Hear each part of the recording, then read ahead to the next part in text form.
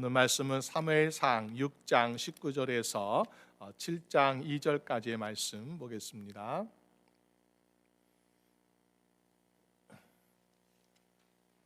사무엘상 6장 19절에서 7장 2절까지의 말씀 우리 한 절씩 교독하며 읽도록 하겠습니다.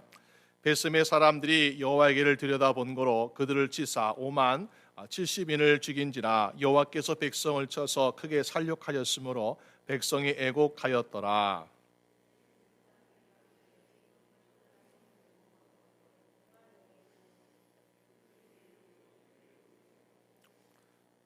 사자들을 기럇 여아림 거민에게 보내어 가로되 블레 사람이 여호와의 궤를 도로 가져왔으니 너희는 내려와서 그것을 너에게로 옮겨가라.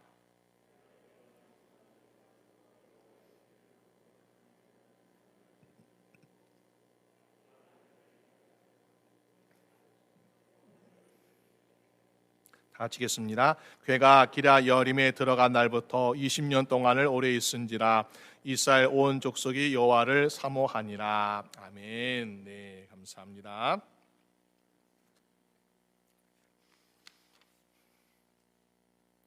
네, 우리 함께 그 말씀 가지고 하나님 앞에서 웃게 될 사람이라는 제목으로 함께 말씀을 나누고자 합니다. 여러분, 경기를 하는 운동선수가 1등하게 되면요, 사람들이 참 잘했다 칭찬하고 박수 쳐줍니다. 그런데 아무리 실력이 좋은 선수라 하여도 매번 1등할 수는 없잖아요. 때로는 2등도 하고 3등도 하고 어떨 때는 순위 밖에 떨 때가 있는 것을 보게 됩니다. 그럴 때에 아주 크게 실망하는 사람들이 종종 있습니다. 마찬가지 우리 인생에 우리가 항상 성공하면 참 좋겠는데 그렇지 못할 때가 있는 것을 보게 되죠. 예전에 시카고에서 대화재가 일어나게 되었을 때에 수많은 도시 또 집, 가게들이 불탔을 때에 어떠한 불탄 가게에 이런 표지판이 걸려 있었습니다. 우리 가게는 이번에 불이 타버렸습니다. 그런데 우리의 비전은 아직 타지 않았습니다 라는 그런 글씨로 많은 사람들에게 용기를 주었다고 합니다. 우리 인생에도 많은 실패가 있고 많은 또 어려움이 있었습니다. 그러나 우리는 여기에서 넘어지고 가만히 주저하는 것이 아니라 우리는 다시 일어설 수 있는 소망을 어디에서 찾을 수 있을까요?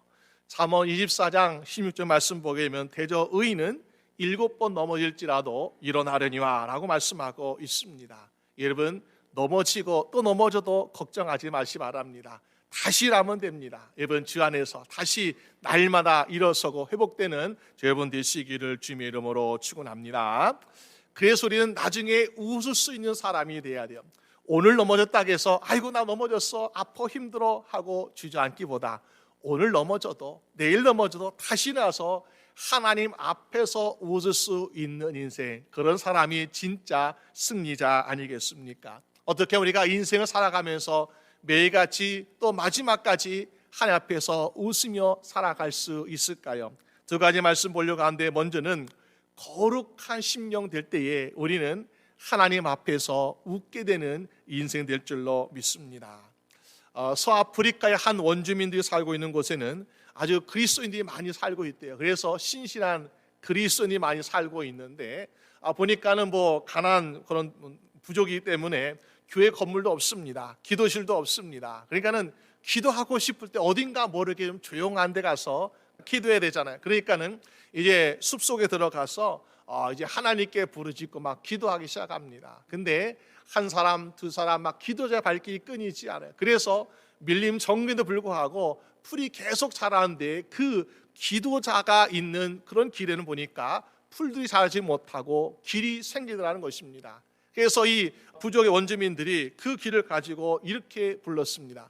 이 길은 바로 거룩한 흔적이다. 이런 우리 인생에도 그런 거룩한 흔적이 있다면 얼마나 좋겠습니까? 이 거룩한 흔적이 있는 사람과 없는 사람의 인생은 너무나 다른 것이요. 거룩한 흔적이 없는 사람은요, 항상 걱정과 근심이 끊이지 않습니다. 그런데 거룩한 흔적이 있는 사람은 주님께서 나와 함께 하심 믿고 주님이 도와주실 것을 내가 확신하기 때문에 걱정도 근심도 없이 우리가 주 앞에서 기뻐하며 살아가는 이 인생을 살아야 할 줄로 믿습니다. 우리가 오늘 본문 함께 읽었지만 6장 이전에 4장과 5장에서 이스라엘 백성들의 모습을 만약에 그림으로 그려본다면은 과연 그들은 웃고 있을까? 아니면 우리가 슬피 울고 있을까? 우리가 블레 사람들과의 전쟁에서 이스라엘 백성들은 전쟁에 패했는데 군인들이 4천 명이 죽는 아주 패배를 맛보게 되었습니다. 그러면서 근심과 슬픔이 몰려왔지만은 다시 일어나야지 하며 생각한 것이 실로에 있는 하나님의 언약궤를 가져와라. 그러면서 언약궤를 가지고 나가 싸우자라는 것이 두 번째 전쟁의 전략이었습니다. 언약궤가 왜 중요할까요? 언약궤를 가지고 나아갈 때에 지금까지 한 번도 전쟁에서 패배한 적이 없었습니다. 이 언약궤를 가지고 나갈 때에 불가능한 상황이지만은 그러나 하나님이 도우셔서 승리로 하나님께서 바꾸어 주셨다는 것입니다. 게다가 이번에는 엘리의 제사장의 두 아들 홈리와 비나스도 앞장서서 전쟁에 참여합니다. 그러니까는 이제 언약궤도 있어, 지장들도 함께하고 있어, 그러니까 우리는 분명히 승리할 거야 라는 기대감을 가지고 나아갔는데 사무엘상 4장 10절 11절 말씀 보니까 이스라엘 보병에 엎드린 자가 3만이었으며 하나님의 궤는 빼앗겼고 엘리의 두 아들 홈리와 비나스는 죽임을 당하였더라. 여러분 얼마나 커다란 패배였는지요. 제사장도 죽고 또 군사는 3만 명이나 죽고 또 하나님께서 선택하신 백성이라는 이 증거인 언약궤를 빼앗겼으니까 얼마나 그들 가운데는 탄식과 슬픔이 가득하겠습니까? 우리가 무슨 일인지 한번 생각해 볼 필요가 있는데 원인이 무엇인가 한 번쯤 생각해 볼 필요가 있습니다. 왜 이들이 무기가 없어서 그랬을까요? 군대가 적어서 그랬을까요? 물론 영향이 있겠지요. 그렇지만은 이런 결과 나온 것, 더군다나 언약궤까지 가지고 나갔는데 이런 패배를 당하게 된 것은 바로 그들이 거룩함을 잃어버렸기 때문에 그런 것이 아닌가라는 것을 보게 됩니다. 오늘 저희는 하나님의 부르신 택하신 백성으로서 우리 하나님의 주실 축복, 약속을 받는 인생을 살고 있습니다. 그런데 그 축복을 온전히 우리가 누리기 위해서는 어떤 인생을 살아야 할까요? 베드로전서 1장 15절에 말씀하기를 오직 너희를 부르신 거룩한 이처럼 너희도 모든 행실에 거룩한 자가 되라. 무슨 말입니까? 하나님은 거룩하시기 때문에 우리를 부르셨는데 우리도 거룩하라는 거예요. 이것이 하나님 백성의 삶이라는 것. 이렇게 살면은 하나님이 복을 주시겠다고 말씀하셨어요. 그런데 우리가 이런 삶을 살지 아니하니까 어떻게 됩니까? 하나님이 복을 주시려고 하는데 받을 만한 그릇이 되지 못해서 누리지 못하고 있더라라는 사실입니다. 우리는 믿는 사람으로서 세상에 믿지 않는 사람들보다 더욱더 거룩해야 돼요. 또 우리가 만약에 직분이라든지 어떤 위치에 있으면 어떻습니까?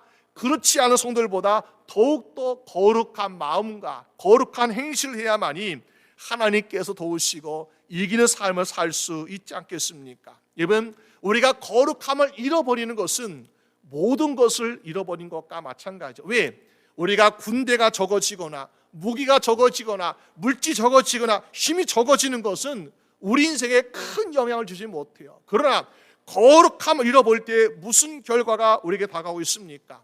사무엘상 4장 20절 말씀 보니까는 하나님의 영광이 이스라엘에서 떠났다 하였더라. 여러분, 그들이 거룩함을 잃어버리고 하나님의 언약궤를 빼앗기고 그들의 제사장들이 죽고 그들의 군대가 죽었을 때에 그들은 드디어 깨닫는 것이 하나님의 영광이 떠나서 이런 결과가 일어나게 되었구나.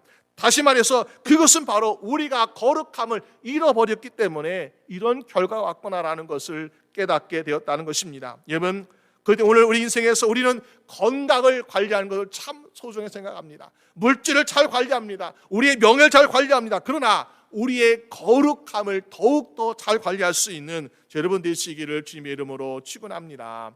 여러분, 그러면 우리가 어떻게 하면 거룩함을 유지할 수 있겠습니까? 거룩함을 유지하는 것은 죄의 신발을 벗는 것이요. 하나님께서는 모세를 부르십니다. 광야에서 양치는 모세야 모세야 하면서 부르실 때에 떨기나 불꽃 가운데서 부르실 때 말씀하시기를 출애굽기 3장 5절 말씀 보니까 하나님이 가라사대 이리로 가까이 하지 말라. 너의 선 것은 거룩한 땅이니 내 발에서 신을 벗으라. 하나님께서 모세야 모세야 부르셨어요. 그러면은 어떻게 합니까? 빨리 와라 그래야죠. 근데 하나님이 빨리 오라는 것이 아니라 야 가까이 오지 마라 라고 말씀하는 거야. 부르시는 그 음성과 그 대답은 전혀 다른 것을 보게 되죠.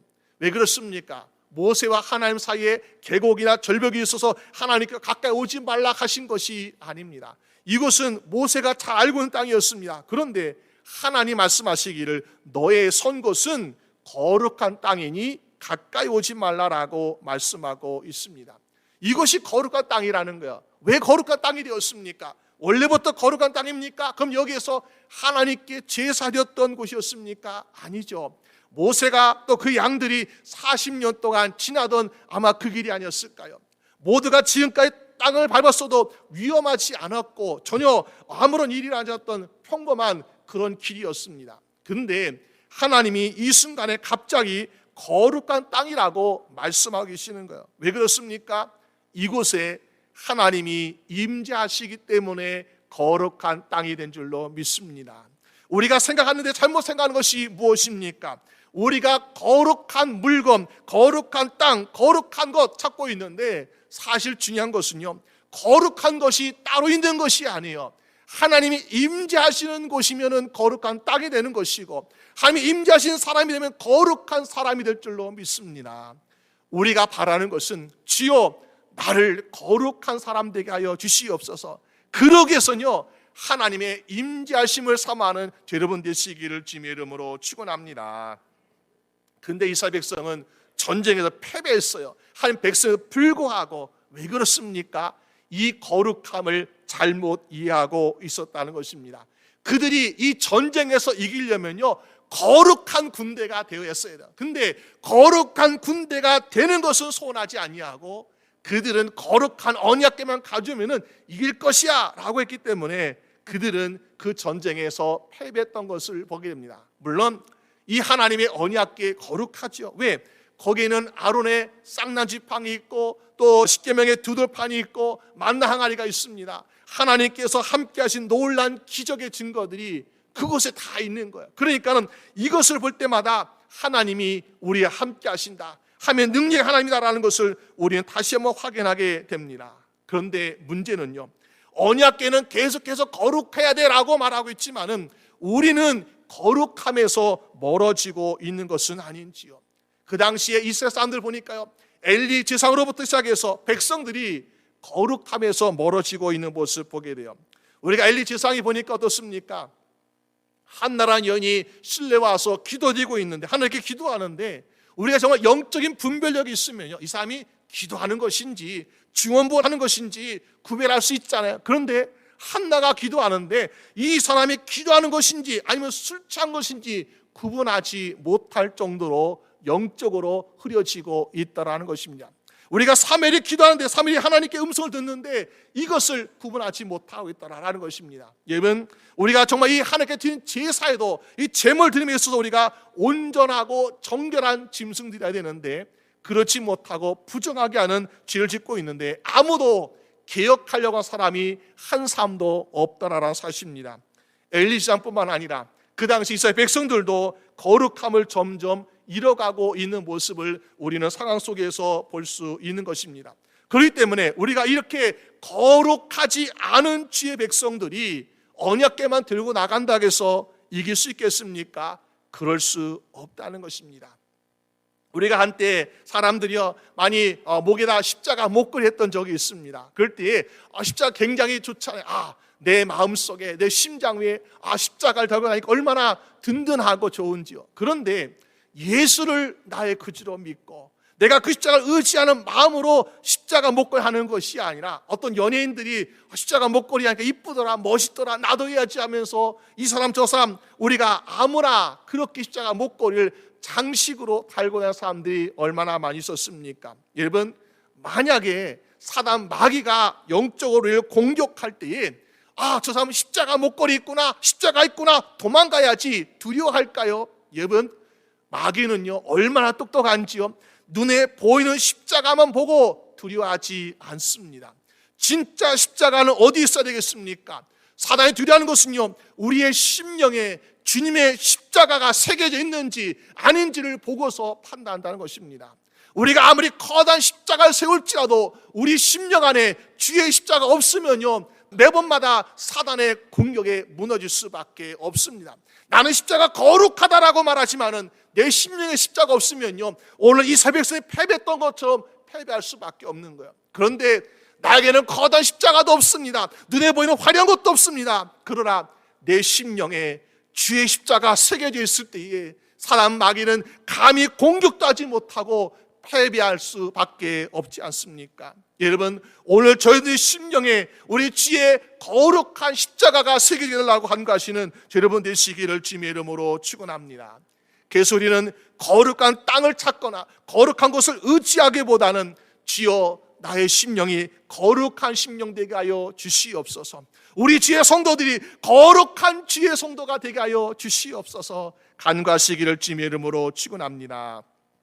그러기 위해서 하나님이 모세에게 말씀하신 것은요, 너의 신을 벗으라라고 말씀하고 있습니다. 우리가 주의 신발을 신고 있으면요, 거룩한 땅을 밟을 수 없다는 거예요. 거룩한 땅을 밟고 하나님 앞에 나아가기 위해서는 어떻게 하라고요? 거룩한 사람이 되어야 되는데, 그러기 위해서는 주의 신발을 벗으라고 말씀하고 있습니다. 여러분, 우리 날마다 나는 신발이 있어야 꼭 밖을 나가야 된다고 생각하고 있습니다. 그런데 정말로 주님 앞에 나가기 위해서는 내가 가지고 있는 신발이 금으로 했던 은으로 했던 상관없이 그것을 벗어버려야 하나님 앞에 나갈 수 있지 않겠습니까? 비록 우리가 가지고 있는 것이 어떻습니까? 이것이 지푸라기를 만들었던 나무로 만들었던 이것이 주님께서 주신 신이라면 그것 신고 갈 수 있는 거예요. 에베소 6장 10절 말씀 보니까는 평안의 복음이 준비한 것으로 신을 신으라고 말씀하고 있습니다. 복음의 신발, 말씀의 신발, 이것으로 우리의 죄가 정결하게 되고 우리 자신을 돌아보면서 회개할 때에 우리는 주 앞에 나아갈 수 있는 그런 믿음의 사람이 될 줄로 믿습니다. 여러분, 우리가 거룩하지 않고서는 앞에 나아갈 수 없는데 죄의 신발을 벗어버리고 거룩하게 될 때에 우리는 주 앞에 나아갈 때 두렵고 떨리고 무서워서 피하고 숨는 인생이 아니라 당당하게 웃으면서 기뻐하면서 감사하면서 주님, 저 여기 왔습니다 라고 앞에 나아갈 수 있는 저 여러분 되시기를 주님의 이름으로 축원합니다. 앞에 웃을 수 있는 사람은요, 두 번째로 하나님 마음에 합한 사람 될 때 가능하지 않겠습니까? 19세기 말에서 20세기 초에 미국에 수많은 이민자들이 몰려왔을 때에 1901년에 문을 열었던 앨리스 섬의 병원이 있는데, 이 앨리스 섬의 병원에는 수많은 이민자들 올 때 다 들어오시오 이것이 아니라 여기에서 정신적으로 이상이 없는지 또 신체적으로 어떤 병을 가지고 있지 않은지 이것을 검사했다 그래요. 그래서 모든 사람들이 아메리칸 드림을 가지고 나 미국에 오고 싶어요 라고 했지만은, 그러나 여기에서 통과된 사람만이 들어올 수 있었다는 사실입니다. 여러분, 우리가 한 나라에 들어가는 것도 그렇게 어려워요. 그렇지만은 우리가 하나님 나라 어떻습니까? 세상의 사람들 생각하기를 하나님 나라는 굉장히 쉬운 걸로 생각합니다. 여러분, 결코 그렇지 않습니다. 하나님 나라는 쉬워 보여도 하나님께서 기뻐하지 않는 인생 되면요, 우리는 결코 들어갈 수 없는 거예요. 내가 돈을 많이 가졌다고 해서, 내가 권력이 많다고 해서 하나님 나라에 들어갈 수 있는 것이 아니라 오직 무엇으로요? 믿음으로 들어간다고 말씀하고 있습니다. 믿음 없이는 하나님을 기쁘시게 할 수 없다고 말씀하고 있어요. 그러니까는 하나님께서 기뻐하지 않는 존재라면요, 하나님 나라에 들어가기가 어렵다는 것을 가르쳐주고 있습니다. 그런데 사도행전 13장 22절 말씀 보니까는 하나님께서 사울 왕을 폐하시고 다윗을 왕으로 세우시고 증거하여 가라사대 내가 이새의 아들 다윗을 만나니 내 마음에 합한 사람이라 내 뜻을 다 이루게 하리라 하시더니라고 말씀하고 있습니다. 이분 누구의 마음에 합해야 된다고요? 하나님 마음에 합한 사람 되시기를 주님의 이름으로 축원합니다. 다윗은 목동이었어요. 조건도 사실 얼마나 잘할 것이 없습니다. 그런데 다윗이 보니까 하나님 마음에 합한 사람이더라. 이분 어떻게 하면 하나님 마음에 합한 사람 될 수 있을까요? 오늘 본문에 보니까 블레에서 출발했던 이 언약궤가 베스메에서 도착해서, 왜 이 블레 사람들이 처음엔 전쟁에 가지고 언약궤를 빼앗아 갔습니다. 전리품으로 자기들 신전 또 도시마다 돌리면서 야 우리가 이겼다라고 자랑했는데 보니까는 가는 곳마다 사람들이 죽어나가고 전염병이 생기면서 이거는 재앙이다. 그러면서 다시 돌려보냈다는 거야. 그래서 벳세메스에 도착했는데 이 벳세메스는 보니까 아론의 후손들, 제상들이 살고 있는 도시가 바로 벳세메스였다는 거야. 그래서 사람들이 이 언약궤를 보면서 야 감사하다 하면서 그들은 이 수레를 가지고 장작을 만들고 이 소를 가지고 번짐을 하나님께 제사드렸습니다. 그런데 보니까요 19절에 어떤 일하고 있습니까? 하나님께서 그들을 치시는데 오늘 성경에서는 약 70명이 죽었다고 성경은 말씀하고 있습니다. 그들은요 하나님 모르는 사람도 아니었고 불순 사람도 아니었습니다. 그들은 제상들이었고 레위인들이었고 하나님을 섬기는 사람들이었습니다. 누가 보더라도 다른 사람들보다도 거룩해 보이는 사람들, 그런 사람들이 바로 이들 제상들 아니었습니까? 그런데 하나님께서 왜 진노하심으로 그들을 쳤습니까? 아무리 제상이라 해도 아무리 레위나 해도 하나님 마음에 합한 행동을 하지 않았기 때문에 하나님께서 그들을 치셨다는 것이죠. 하나님 마음에 합하지 않은 행동이 무엇이었습니까? 하나님의 언약궤를 들여다보았다는 것입니다. 왜 그랬을까요? 물론 우리가 그 언약궤가 블레 땅에서 7개월 동안 이리 다니고 저리 다니면서 그 이방인들 앞에서 그랬으니까 혹시나 그 언약궤 안에 있는 만나 항아리든지 아론의 쌍난 지팡이든지 시키면 두더파이든지 혹시 뭐 부서지거나 아니면은 뭐 없어진 것이 없는가 확인하기 위해서 아마 그러지 않았을까. 그러나 하나님은 그것조차도 용납하지 않고 계시라라는 것입니다.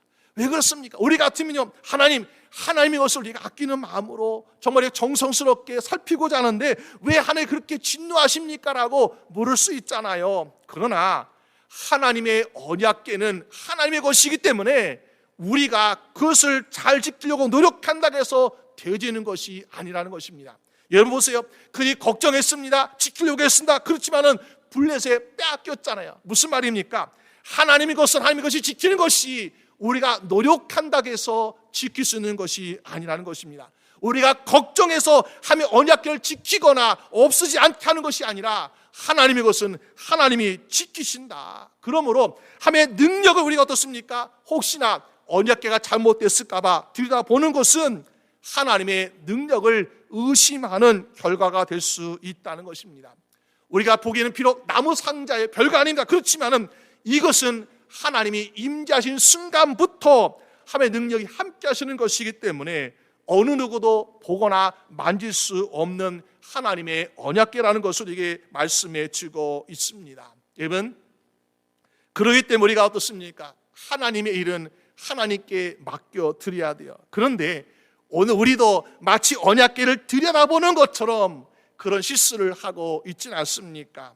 마가복음 11장 24절 말씀하기를 무엇이든지 기도하고 구하는 것은 받은 줄로 믿으라. 그러면 너에게 되리라고 말씀하고 있습니다. 그런데 우린 기도하면서 정말 그렇게 기도하고 있습니까? 기도는 하고 있는데 열심히 부르짖고 있는데 주여 정말 될까요? 하면서 의심하고 걱정하고 때로 우리가 기도하면서 다른 것을 의지할 때가 얼마나 많이 하고 있습니까? 하나님께서 결코 기뻐하지 않는다는 것. 여러분, 우리가 전심으로 기도하는 것, 하나님께서 이루실 것을 믿고 하나님께서 도우실 것을 믿고 하나님께서 하실 것을 믿고 전심으로 믿고 기도하는 여러분 되시기를 주님의 이름으로 축원합니다. 왜? 하나님의 일은 하나님이 하시는 거예요. 우리가 그것을 들여다본다고 해서 우리가 그것을 지키려고 한데서 되는 것이 아니라 하나님의 일은 하나님이 하시기 때문에 하나님께 맡겨드린 인생이 하나님 마음에 합한 이 인생이 될 줄로 믿습니다. 다윗이 왜 마음에 합한 사람이 되었을까요?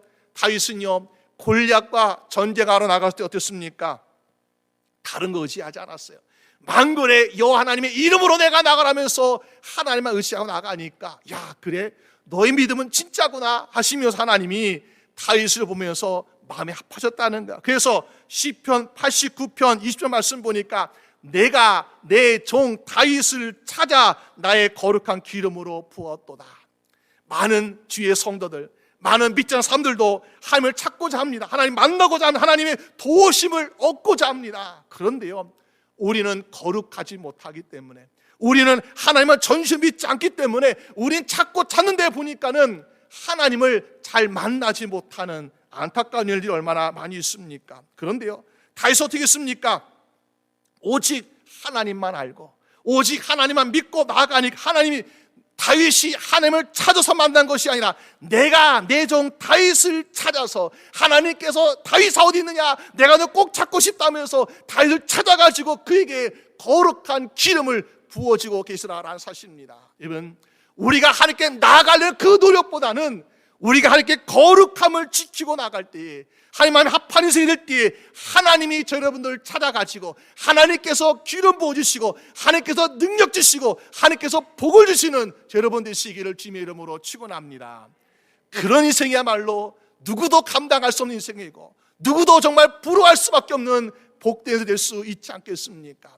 내게 복 주시옵소서, 내게 능력 주시옵소서, 내게 응답하소서, 이거보다는 주여 나는 주님의 뜻대로 살겠습니다, 말씀대로 살겠습니다, 거룩하게 살겠습니다. 그러니까 하나님이 야 너 어디 있느냐, 내가 너 꼭 찾아 내게 기름 부어줘야 돼, 복을 줘야 돼 하면서 되는 인생이 더욱더 복 있는 인생 아니겠습니까? 여러분, 그러면 사울은 아무것도 하나님께 주시지 않았습니까? 아니에요. 사울 왕도 하나님께서 많은 것 주셨어요.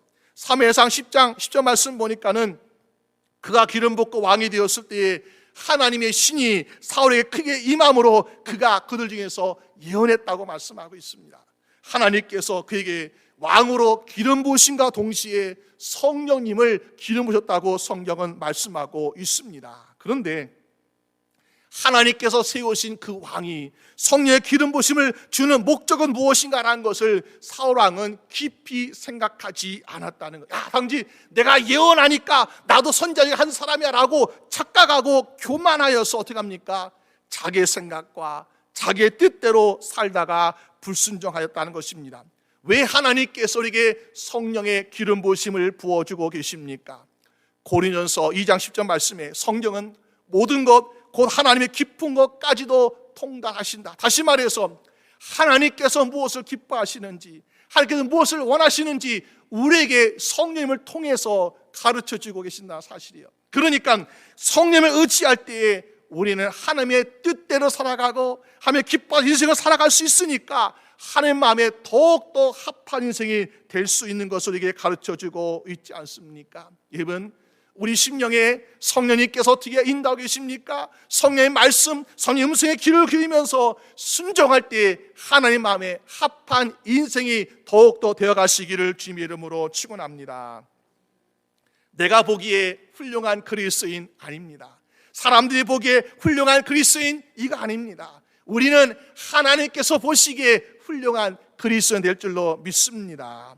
우리가 만약에 금융세를 가지고 있어요. 그러면 이 금융세 가지고 있으면 다 열을 수 있습니까? 아니에요. 금융세 가지고 있어봤자 맞지 아니하면은 아무런 의미가 없어요. 비록 빛나지 않아도 싸구려 금속이라도 이것이 문에 꼭 맞는 열쇠라면은 가장 좋은 열쇠라고 말할 수 있습니다. 여러분, 디모데후서 2장 20절 말씀 보니까 21절에 큰 집에는 금과 은과 같은 그릇도 있습니다. 또 나무와 질그릇 같은 그릇도 있습니다. 근데 보니까 이 모든 그릇 중에서 어떤 것이 가장 좋은 그릇이라고 말한다면 무엇입니까? 주인의 쓰임에 합당한 그릇이 가장 좋은 그릇이래요. 내가 가진 금그릇 이거 중요하지 않습니다. 내가 가진 질그릇 이거 정말 부끄러울 필요 없습니다. 주인의 쓰임에 합당하면요 우리는 가장 귀한 그릇의 인생을 살아간 줄로 믿습니다. 우리가 비록 나무 그릇이든 질그릇이든 중요하지 않아요. 주님의 뜻이 합당한 인생을 내가 살아가고 있냐, 거룩한 인생을 살아가고 있냐라는 것을 주님께서 보시고 우리 이걸 하나님 마음에 합당한 인생으로 여기실 때에 하나님께서 귀히 쓰시는 인생 되지 않습니까? 여러분, 그것을 누가 가르치신다고요? 성령님께서 가르쳐주시고 인도하신다고 말씀하고 있습니다. 그렇게 순종하며 하나님이 기뻐하시는 것을 살게 될 때에 선지자 사무엘은 다윗에 대해서 말하기를 사무엘상 13장 14절 말씀하기를 여호와께서 그 마음에 맞는 사람을 구하여 그 백성의 지도자를 삼으셨느라고 말씀하고 있습니다. 마음에 맞는 사람, 다윗은 키가 큰 사람, 다윗은 능력 많은 사람, 똑똑한 사람 이것이 아니라 하나님의 맞는 사람을 하나님이 구해서 하나님이 그들의 지도를 삼으셨다고 말씀하고 있습니다. 여러분, 우리가 어디를 가든지 우리는 꼬리가 되지 않고 머리가 되게 하여 주시옵소서. 우리가 어디 가든지 무엇을 하든지 우리가 정말 밑바닥이 아니라 남들을 섬기고 도울 수 있는 자가 되게 해주시라 우리 하나님께 기도하고 있는데, 우리가 어떤 지도자, 어떤 리더가 되기를 원하고 있습니까? 하나님 마음에 맞는 사람이 가장 좋은 사람인 줄로 믿습니다. 하나님 마음에 맞는 사람이 가장 놀라운 능력을 행할 것이고 가장 놀라운 하나님의 뜻을 펼칠 수 있는 사람일 줄로 믿습니다. 우리가 2021년 동안에 많은 힘든 일이 있었고 어려운 일이 있었습니다. 그래서 우리 웃지 못할 일도 참 많이 있었습니다. 그렇지만은 우리가 2022년 새해 어떻습니까? 하나님, 내가 하나님 앞에서 더욱더 웃을 수 있게 하여 주시옵소서. 어떻게 하면요, 나의 죄의 신을 벗어버리고 주 앞에서 거룩하게 될 때에, 또 성령의 인도하심에 따라 순종하며 나게 될 때에 하나님의 합한 인생이라고 인정받게 되면은 우리는 언제든지 날마다 하나님 앞에서 웃는 인생을 살게 될 줄로 믿습니다. 여러분들이 주 앞에서 항상 웃고 즐거워할 수 있는 복된 인생 되시기를 주님의 이름으로 축원합니다.